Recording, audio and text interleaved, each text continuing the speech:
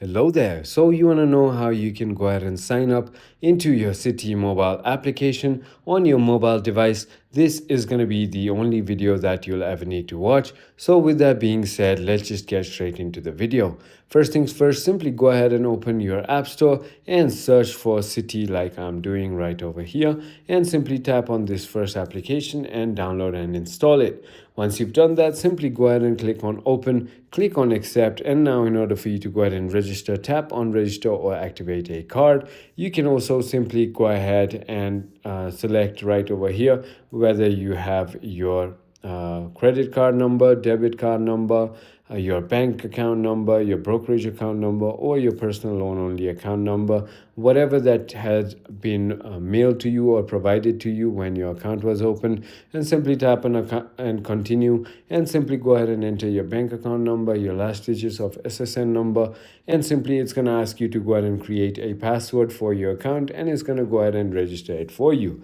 So I hope this video was helpful to you. If it was, hit that like button.